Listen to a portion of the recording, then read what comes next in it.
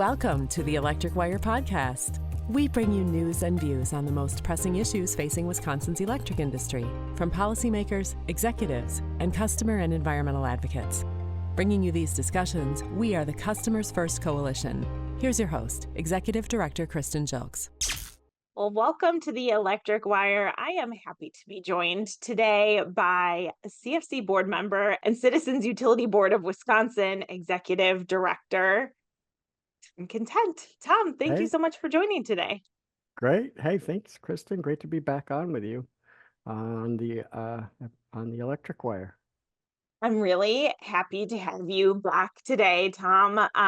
Recently, the National Organization of Consumer Advocates, so NASUCA, National Association of State Utility Consumer Advocates, NASUCA held its annual conference in Madison. Thanks to your leadership for bringing them here. And so I wanted to just sit down with you and talk a little bit about the conference and what the agenda was and how did it go? How did people like Madison? People loved it. It was really great to have them here. It was great. I mean, when I first joined CUB more than 7 years ago, I wanted us to get more involved in the National Association. Just like PSC commissioners go to these meetings around the country and they learn a lot about how the industry works and what the emerging topics and trends are. And that's our organization, NASUCA, does the same thing. And so they have two meetings a year, and the and I always thought CUB would gain the most from this group, but it turns out in recent years CUB has been able to actually help NASUCA with my role. I'm now vice president at NASUCA, serving on the executive committee, and then Corey Singletary, who is CUB's regulatory director, is serving as co-chair nationally of the NASUCA Electric Committee. And then Steve Keim, who's our finance expert, has been teaching around the country on finance issues for years, including for consumer advocates.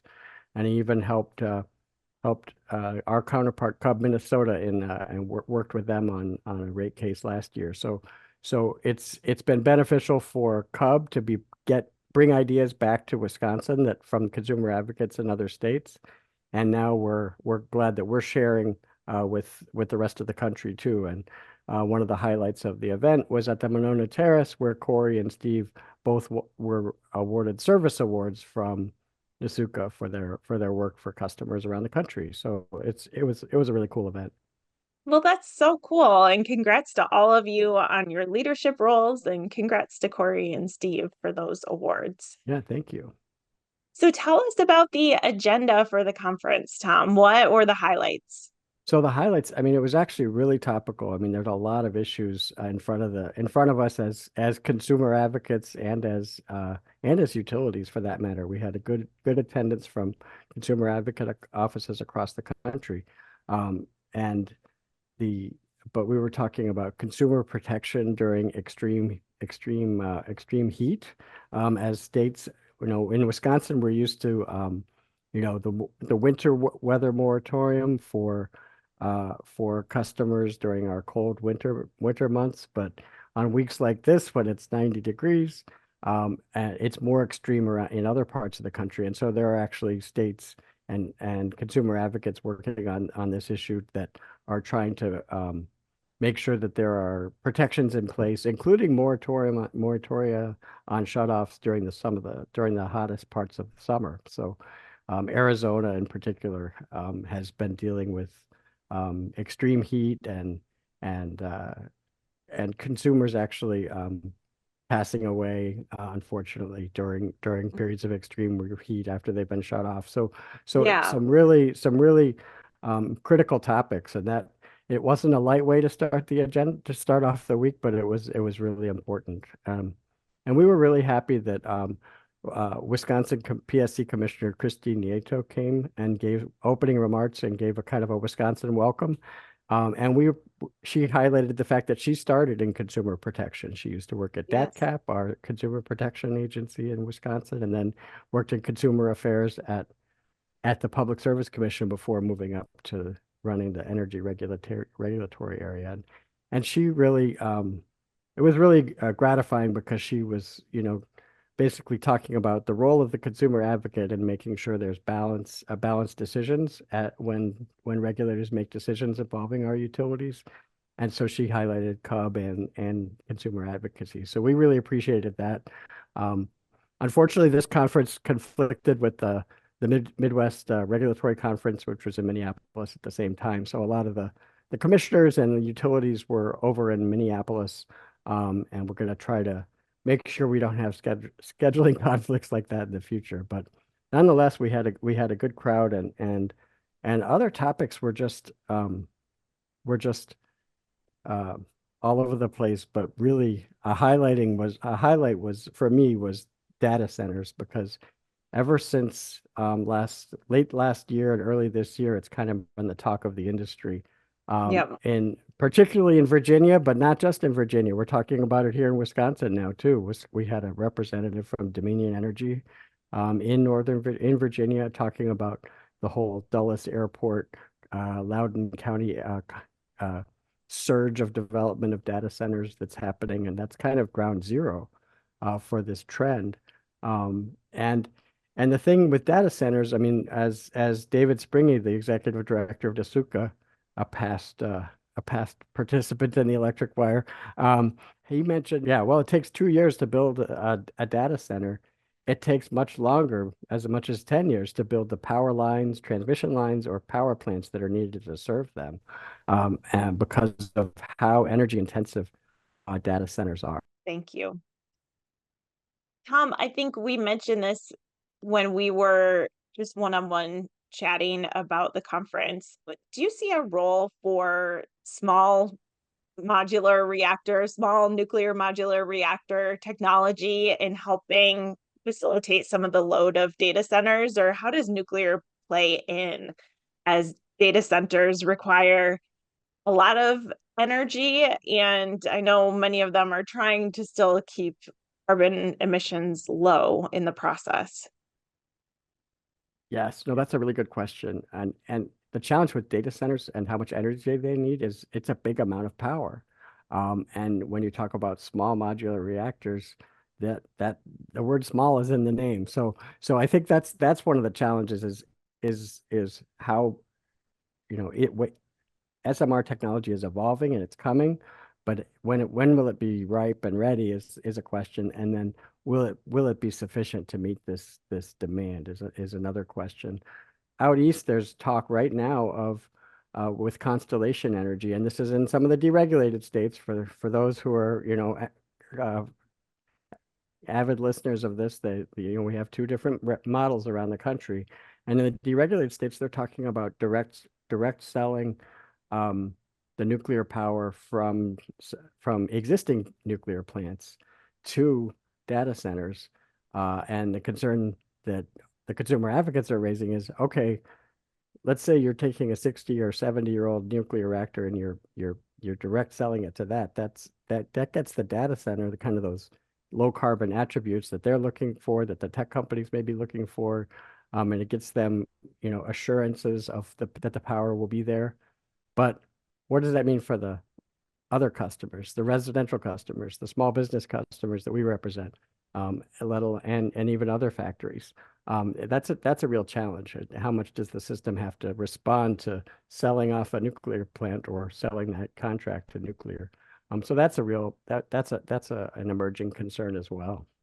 Yeah, I appreciate that. It's good to know there's two sides to every issue. And I feel like that's exactly what the NASUCA conference is here for, to help us understand the customer impact of some of these larger policy decisions. No, and clearly, and then we have the Microsoft project here in Wisconsin that's coming and being built, and there's a lot going on with that. And to their credit, Microsoft has said all the right things about, committed to paying their fair share. And they even sent a letter to the Public Service Commission in a particular case where they said, Microsoft is committed to paying its own way for the assets needed to serve the data center. And so the devil's always in the details, and that'll be in a case over at the Public Service Commission, probably the Winergy's rate case, but we're not exactly sure. But but that's, as this issue is happening here in Wisconsin and around the country, I thought it's really important to see what, how other states are structuring it. One of the fascinating things we've learned this year is that, typically when you divvy up the pie at the end of a rate case, there's residential, commercial, industrial is the typical way to do it around the country. But some states are actually moving to amend that so that it's residential, commercial, industrial, and data centers now, so that they have their own grouping. So I think regulators around the country, the public service commissions, and the consumer advocates are all kind of grappling with this issue, and at a time when the utilities are grappling with how to respond to this demand. So there's a lot going on with that. Yeah, that's really helpful to know. Thanks, Tom. Were there any other kind of major issues raised or overarching messages from the conference that you wanted to share? A timely big issue that came up this week is the transmission. And so the Federal Energy Regulatory Commission just passed a big order in May, basically trying to enable more transmission development in what we hope will be the most cost-effective way possible over the years ahead, to enable the clean energy transition, and to meet all this demand. And so we actually had FERC Commissioner Allison Clements came and spoke, and then Corey on the Cub team moderated a panel about that, and Laura Nazar, former Wisconsin commissioner, was on that panel, and we had representatives from industrial customers as well as from kind of a grid expert from Washington, D.C. And so it's a huge topic that is we're seeing it play out in some of the big power line proposals that are about to be coming into Wisconsin, to through the Midwest Independent System Operator, in terms of the about roughly $2 billion in new lines that will be built in Wisconsin out of $10 billion around the Midwest.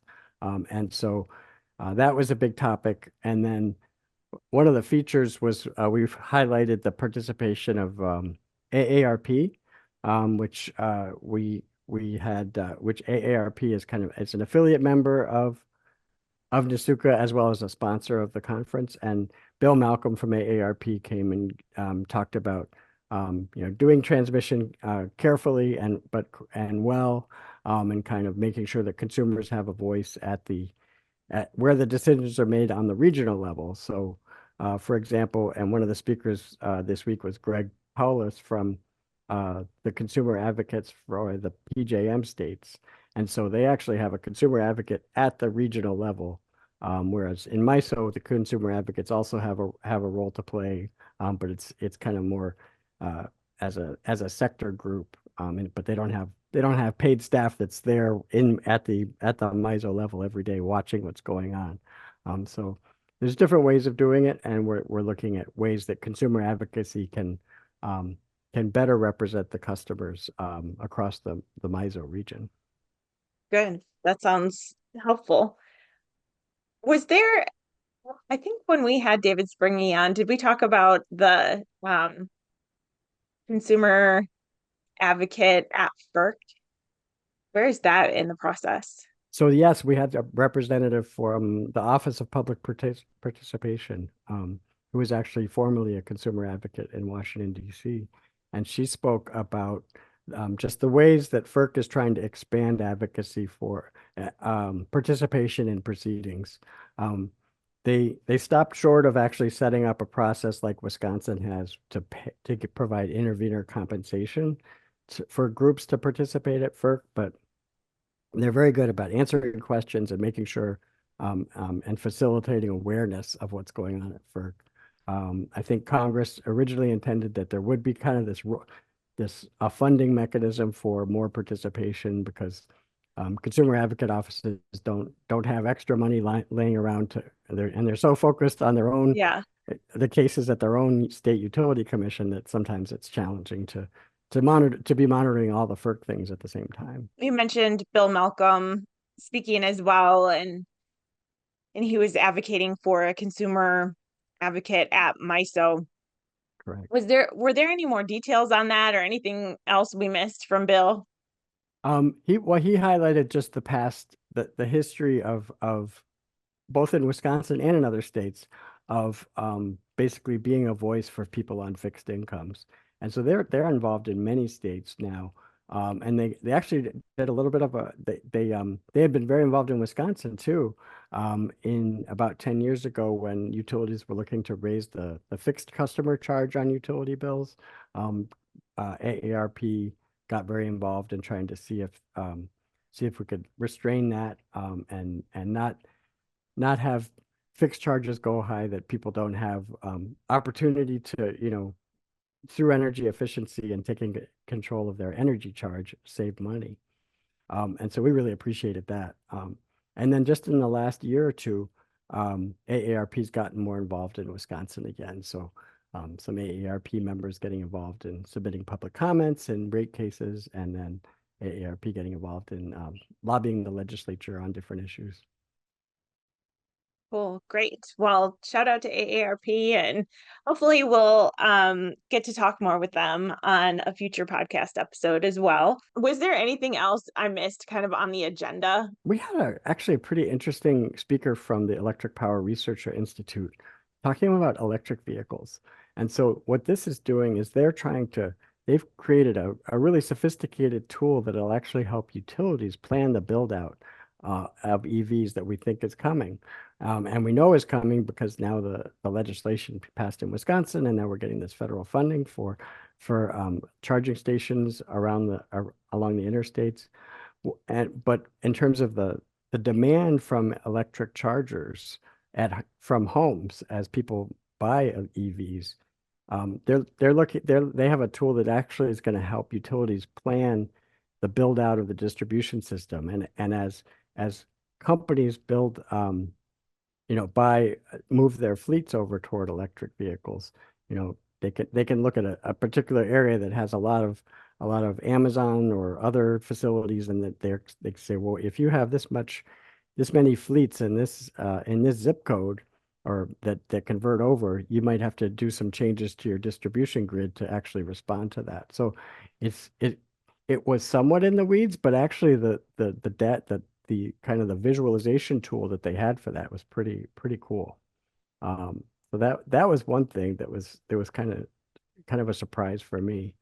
And then we did talk about some of the challenges of utility regulation in recent years, which is actually the scandals that have happened in Ohio and Illinois, unfortunately, where there actually has been people convicted of bribery and things like that. And so we're as consumer advocates, we wanted to invite Ohio and Illinois representatives to talk about, the challenges. And the fact is that some of those cases are still being litigated in terms of enabling savings for customers resulting from those scandals. So overall, it was a pretty hard hitting agenda for a beautiful days in June.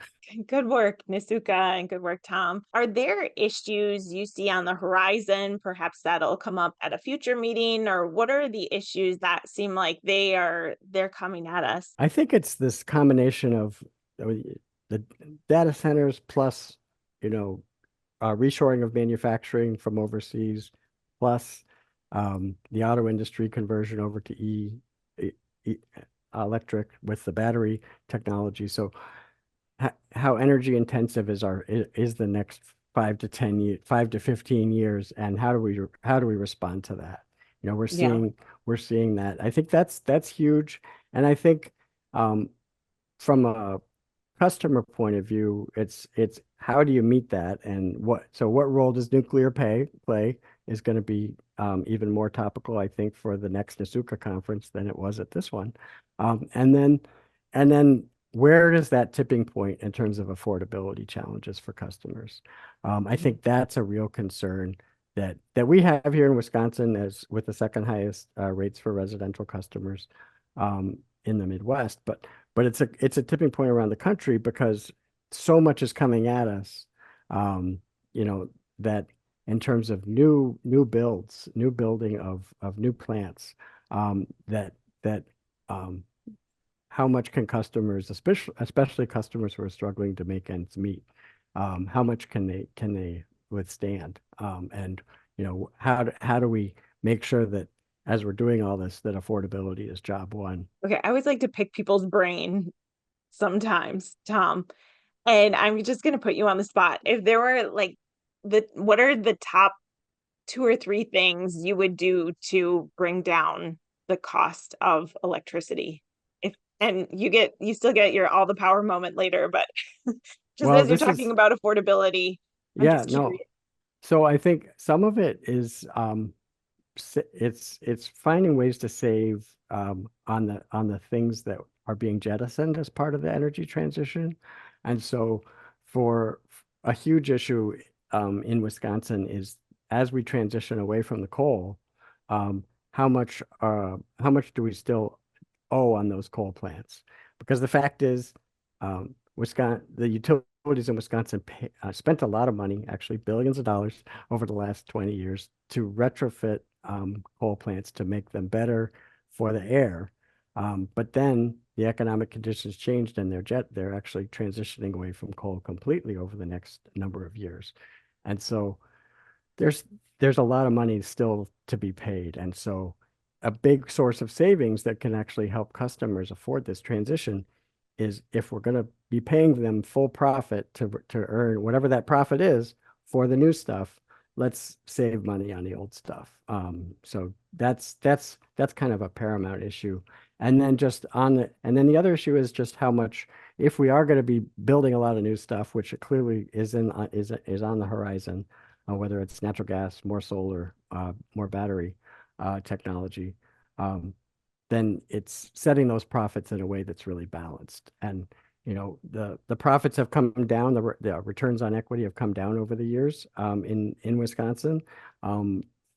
A recent analysis shows they're still 5th highest in the country. So there's more room from Cub's perspective to really tackle affordability and make sure there's that necessary balance between the shareholders and the customers. And I think so those are two things that kind of stand out. Excellent. Thanks, Tom. Is there anything I missed?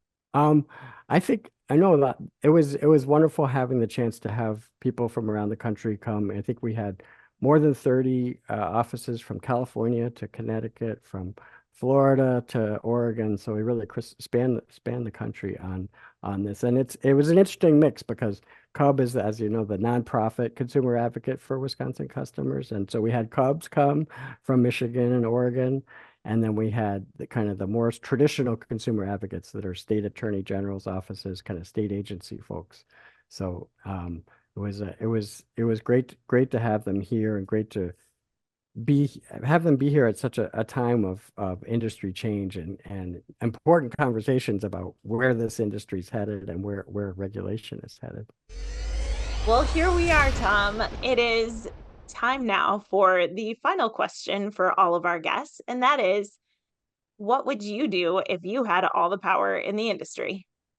And you're making me pick one, right? So No, I'm not. I want to hear it all. if I had all the power in the industry, I, I think I'd highlight actually two things. And one is to make sure that energy efficiency, saving energy is given its due in terms of there's just so much more savings we can get that it could actually reduce people's bills, and more than even the focus on energy program as it's currently constituted can provide. And so how we get there is in Wisconsin is still unclear, but I think we should maximize that as a way to make things affordable. And my big Yes. one is what we at CUB call energy democracy, and making sure that there are lots of participants. So it's an election year. CUB's nonpartisan, but when what we are partisan about is getting more people to participate. So that's attend a public hearing, learn about what's going on with your utilities. It's really your opportunity to find out and learn and participate in shaping a rapidly evolving energy future. So that's if I had all the power, more people would be tuning in, engaging, and learning about what's going on, so they can have their voice and use their voice. Excellent. Thanks, Tom. Okay, I have another just pick your brain moment. That's fine. when it comes which to focus on energy and Wisconsin's investments in energy efficiency, the statewide energy efficiency program, how much is enough?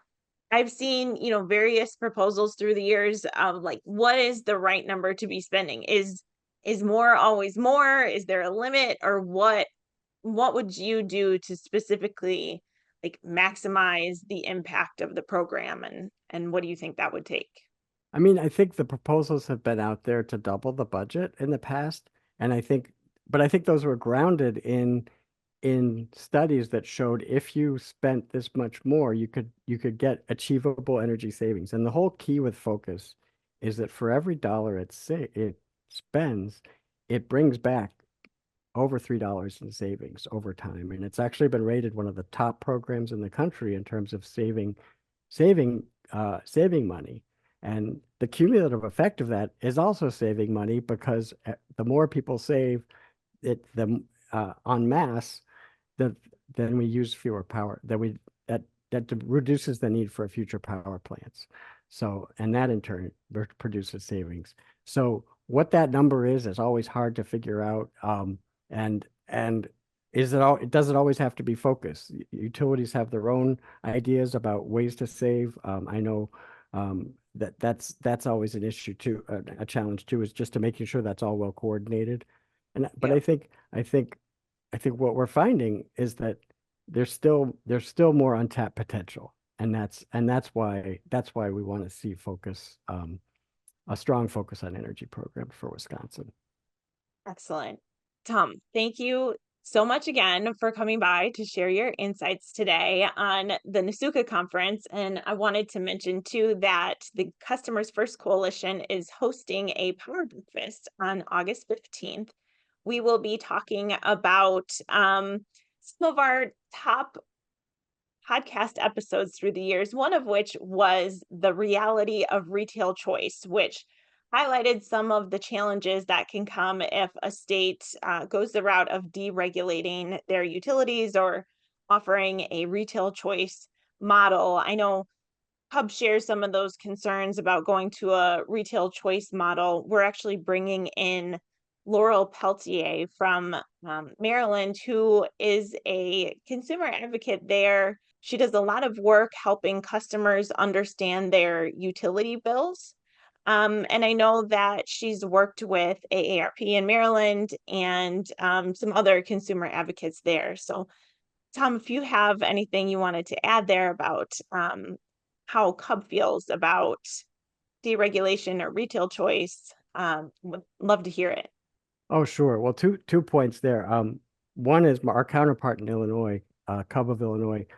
They didn't make it to this conference, but whenever we talk to them, they talk about all the challenges that Illinois consumers have about energy suppliers, energy marketers, basically. They're coming Yeah.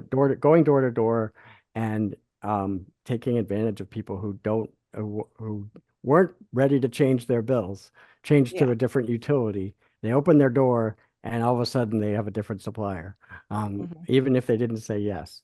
So there are a lot of consumer protection issues happening, and so one of the things that David Lapp, my counterpart in Maryland from the Office of People's Counsel in Maryland, highlighted was the passage of SB1 in Maryland.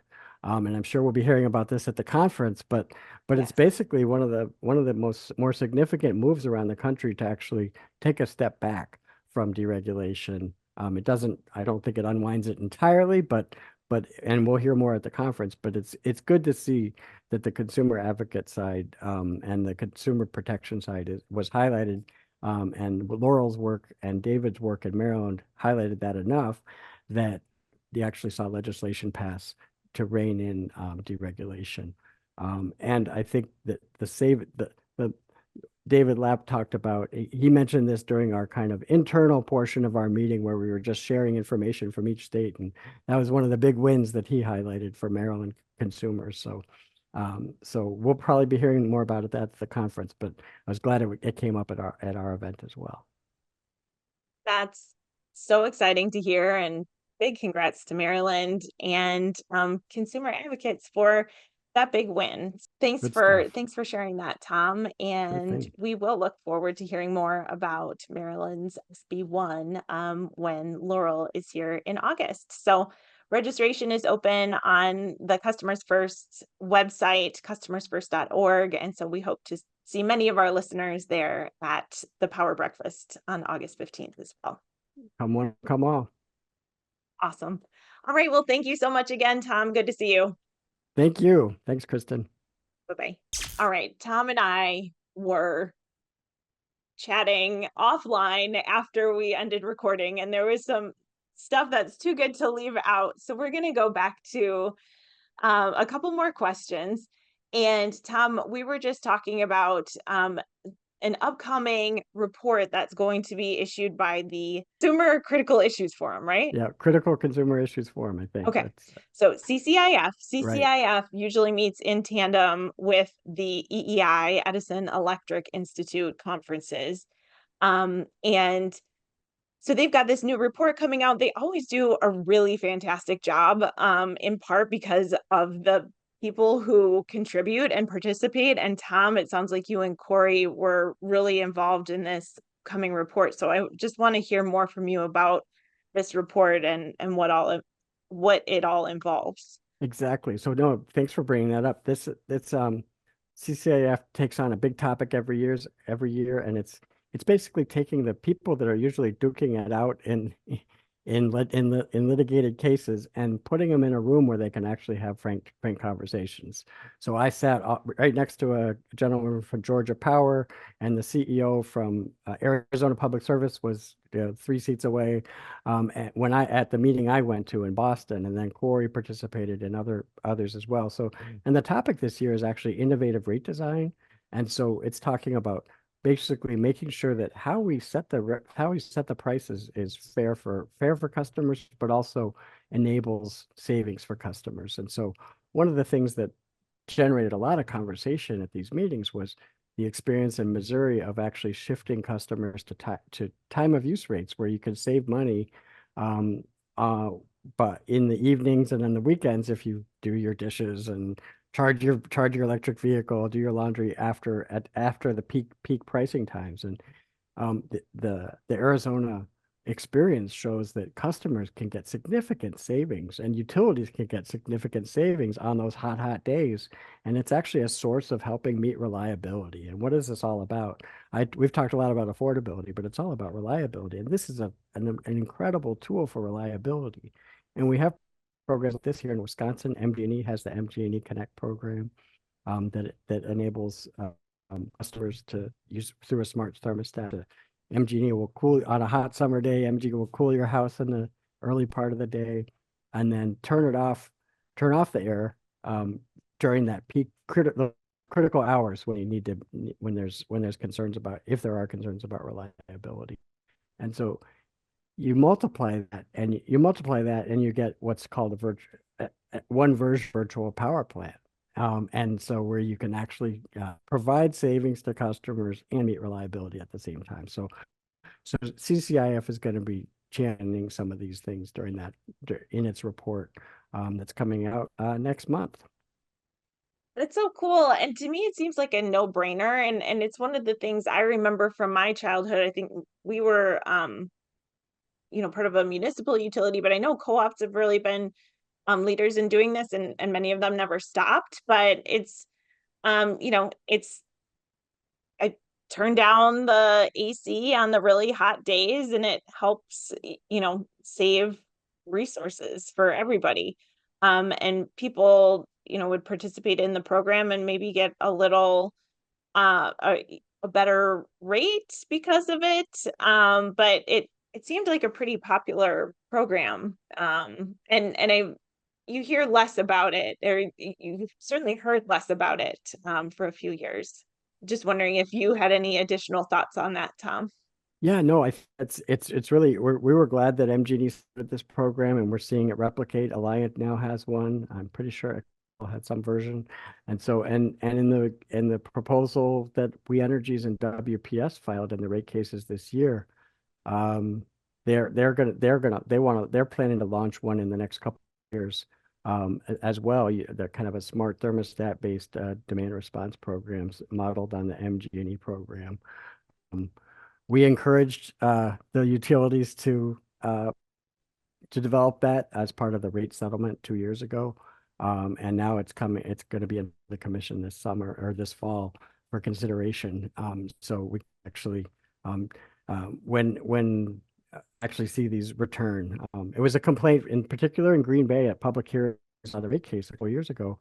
Customers were still kind of miffed that this program that had that was tied to their the little device that was tied to their air conditioners was removed, and that this program no longer existed. So we're excited to see that in the years ahead that these kind of things that help people save in the short term and help the whole system save and stay reliable overall will be out there and available for people.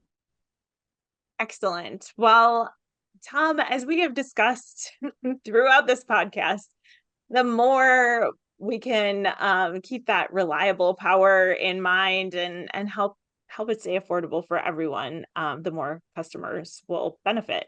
So happy to see you guys working on that, and happy to see the utilities put forth these programs. Exactly. No, it's good to see. All right. Thank you so much, Tom.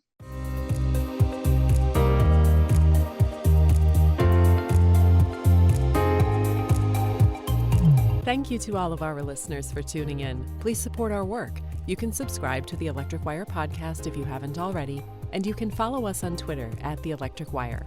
Thanks also to the members of the Customers First Coalition for supporting this podcast.